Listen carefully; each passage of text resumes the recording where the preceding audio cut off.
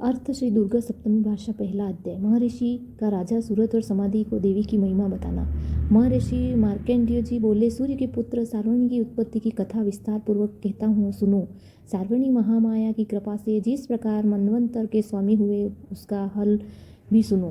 पहले सर्वोचित नामक मनवंतर ने चैत्रवंशी सूरत नामक में एक राजा थे। सारी पृथ्वी पर उनके राज्य था। वह प्रजा को अपने पुत्र के समान मानते थे, तो भी कोलाविद्य वंश राजा उनके शत्रु बन गई। दुष्टों को दंड देने के राजा सूरत ने उनके साथ लड़ाई हुई।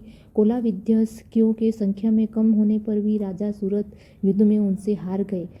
वह अपने नगर में आ गए। केवल अपने देश का राज्य ही उसके पास रह गया और उसी देश के राजा होकर राज्य करने लगे, किंतु उनके शत्रुओं ने उन पर वहाँ भी आक्रमण किया। राजा को बहलीन देकर उन्हें दुष्ट मंत्रियों ने राजा की सेना और खजाना अपने अधिकार में कर लिया। राजा सूरत अपने राज्य अधिकार को हार कर शिकार खेलने के बहाने घोड़े पर सवार होकर वहां से एक भयंकर वन की ओर चले गए। उन वन में उन्होंने महर्षि मेघा का आश्रम देखा। वहाँ मेधा महर्षि अपने शिष्यों तथा मुनियों से सुशोभित बैठे हुए थे और वहाँ कितने ही हिचक जीव परम शांति भाव से रहते थे। राजा सूरत ने महर्षि मेधा को प्रणाम किया और महर्षि ने उनका उचित सत्कार किया। राजा सूरत महर्षि के आश्रम से कुछ समय तक ठहरे। अपने नगर की ममता के आकर्षण से राजा अपने मन में सोचने लगे, पूर्व काल में पूर्वजों ने जिस नगर का पालन किया था वह आज मेरे हाथ से निकल गया है। मेरे दुष्ट तथा दुरात्मा मंत्री मेरे नगर की अब धर्म से रक्षा कर रहे होंगे या नहीं। मेरा प्रधान हाथी, जो कि सदा मद की वर्षा करने वाला और सूरवीर था, मेरे वैरियों के वश में होकर न जाने क्या दुख भोग रहा होगा। मेरे आज्ञाकारी नौकर, जो मेरी कृपा से धन और भोजन पाने सदैव सुखी रहते थे और मेरे पीछे दो चलते थे, वह अब निश्चय ही दुष्ट राजाओं का अनुसरण करते होंगे। तथा मेरे दुष्ट दुरात्मा मंत्रियों व्यर्थ ही धन को व्यर्थ में संचित किया हुआ मेरा खजाना एक दिन अवश्य खाली हो जाएगा। इस प्रकार ही बहुत सी बातें सोचना हुआ राजा निरंतर दुखी होने लगा। एक दिन राजा सूरत ने महर्षि मेघा के आश्रम में निकट एक वैश्य को देखा। राजा ने उससे पहला, भाई तुम कौन हो, तुम्हारे आने का क्या कारण है, और तुम मुझे शोकग्रस्त अनमने से दिखाई देते हो, इसका क्या कारण है। राजा ने यह नम्र वचन सुन वैश्य ने महाराज सूरत को प्रणाम करके कहा। वैश्य बोला, राजन, मेरा नाम समाधि है। मैं धनियों के कुल में उत्पन्न एक वैश्य हूँ। मेरे दुष्ट स्त्री पुत्रा के लोभ ने मेरा धन छीन लिया और मुझे घर से निकाल दिया है। मैं इस तरह से दुखी होकर इन वन में चला आया हूँ और वह यहाँ रहता हूँ। मैं इस बात को भी नहीं जानता कि घर में इस समय सब कुशल हो या नहीं। यहाँ मैं अपने परिवार का आचरण संबंधी कोई समाचार भी नहीं पा सकता कि वह घर में इस समय कुशल पूर्वक है या नहीं। मैं अपने पुत्रों के संबंध में यह भी नहीं जानता कि वह सदाचारी है या दुराचार में फंसे हुए हैं। राजा बोले, जिस धन के लोभी ने स्त्री पुत्रों ने तुम्हें घर से निकाल दिया, फिर भी तुम्हारा चित्त उनमें क्यों प्रेम करता है। वैश्य ने कहा, मेरा विषय में आपका ऐसा कहना ठीक है, किंतु मेरा मन इतना कठोर नहीं है। यद्यपि उन्होंने धन के लोभ से पकड़कर प्रीत स्नेह को त्याग कर मुझे घर से निकाल दिया है, तो भी मेरे मन में उनके लिए कठोरता नहीं आती।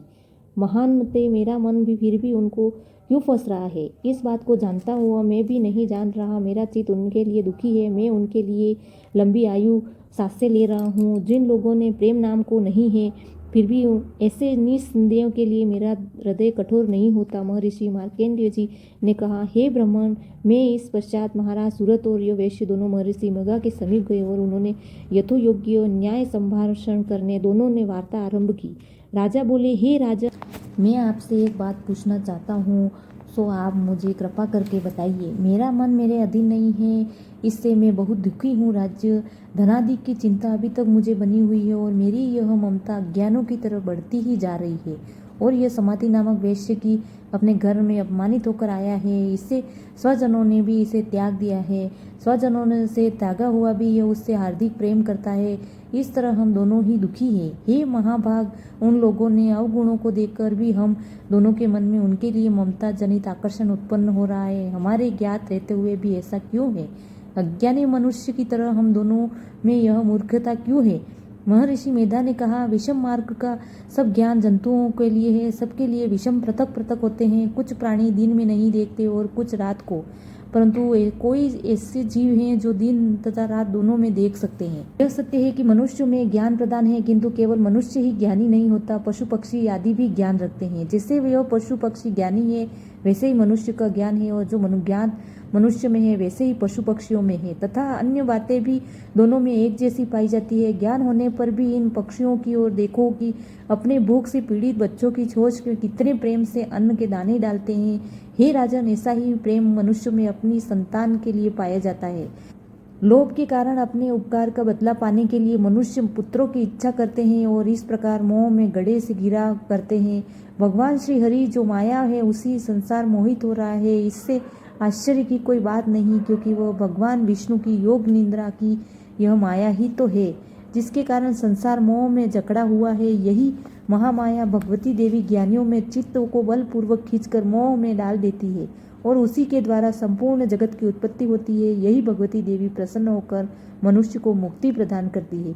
यही संसार के बंधक का कारण है तथा संपूर्ण ईश्वरों की स्वामिनी है। हे महाराज, सूरज ने पूछा, भगवान यह देवी कौन सी है जिसको आप महामाया कहते हैं? हे ब्रह्मण, आप कैसे उत्पन्न हुई है और इसका क्या कार्य है?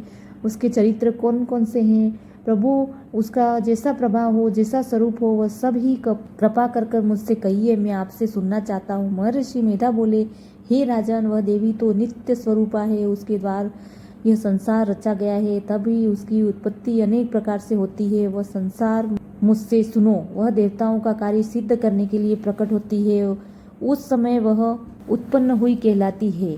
संसार को जलमय करके भगवान विष्णु योग निद्रा का आश्रय लेकर शेष शस्या पर सो रहे थे, तब मधु केटोभ नाम के 2 असुर उनके कानों के मेल से प्रकट हुए और वह श्री ब्रह्मा जी को मारने के लिए तैयार हो गए। श्री ब्रह्मा जी ने जब उन दोनों को अपनी ओर आते देखा और यह भी देखा कि भगवान विष्णु योग निद्रा का आश्रय लेकर सो रहे हैं, तो वह उस समय श्री भगवान को जगाने के लिए उनके नेत्रों में निवास करने वाली योग निद्रा की स्तुति करने लगे। श्री ब्रह्मा जी ने कहा, हे देवी, तुम ही स्वाहा, तुम ही स्वधा और तुम ही वशटकार हो और स्वर्ग की तुम्हारा ही स्वरूप है। तुम ही जीवन देने वाली सुधा हो। नित्य अक्षर प्रणय में आकार, उपकार, मकार की इन तीनों माताओं के रूप में तुम ही स्थिर हो। इनके अतिरिक्त जो बिंदुपत अर्थमात्रा जिसका कि विशेष रूप से उच्चार नहीं किया जाता है, हे देवी, तुम ही हो। हे देवी, संध्या, सवित्री तथा परम जननी तुम ही हो। तुम इस विश्व को धारण करने वाली हो। तुमने ही इस जगत की रचना की है और तुम ही इस जगत का पालन करने वाली हो और तुम्हें ही कल्प के अंत में सबको भ्रमण करने वाली हो। हे देवी, जगत की उत्पत्ति के समय तुम सृष्टि रूपा होती हो, पालन काल में स्थिर कृपा को और कल्प के अंत में संहार रूपी धारण कर लेती हो। तुम ही महाविद्या, महामाया, महामेधा, महारात्रि और मोहरात्रि भी हो। श्री ईश्वरीय और बोध स्वरूपा बुद्धि भी तुम ही हो। लज्जा, पुष्टि, तुष्टि, शांति और क्षमा भी तुम ही हो। तुम खंडक धारिणी, शूर धारिणी, गौर रूपी तथा गदा, चक्र, शक के धनुष के धारण करने वाली हो।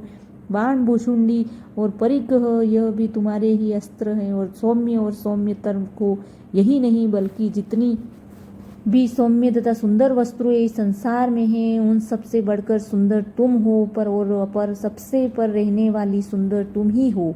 हे सर्व रूपे देवी, जो भी सत असत पदार्थ और उनमें जो शक्ति है वह तुम ही हो। ऐसी अवस्था में भला तुम्हारी स्तुति कौन कर सकता है? इस संसार की सृष्टि, पालन और संहार करने वाली जो भगवान है, उनको भी तुमने निद्रा में वशीभूत कर दिया है। जो भी तुम्हारी स्तुति कौन कर सकता है? मुझे भगवान विष्णु तथा भगवान शंकर को शरीर धारण कराने वाली तुम ही हो।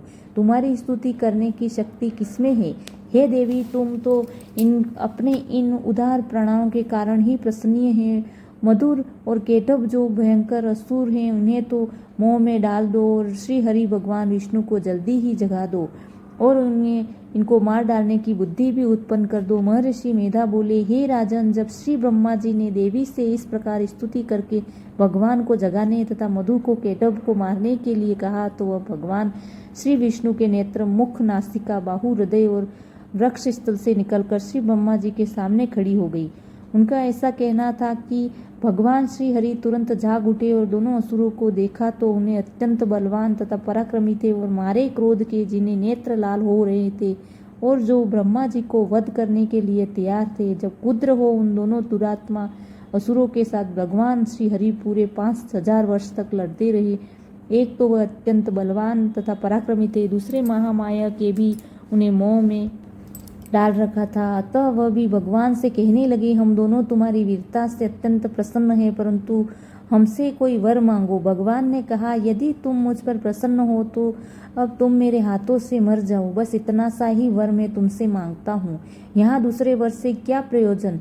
हे महर्षि मेधा, इस तरह से जब धोखे में आ गए और उन्होंने चारों ओर जल ही जल देखा तो भगवान श्री हरि से कहने लगे, जहाँ पर जल न हो, सूखी जमीन हो, उसी जगह हमारा वध कीजिए। महर्षि मेधा कहते हैं, तथास्तु कहकर भगवान श्री हरि ने उन दोनों को अपनी जांग में उन दोनों के शरीर काट डाले। इस तरह से यह देवी श्री ब्रह्मा जी के स्तुत करने पर प्रकट हुई।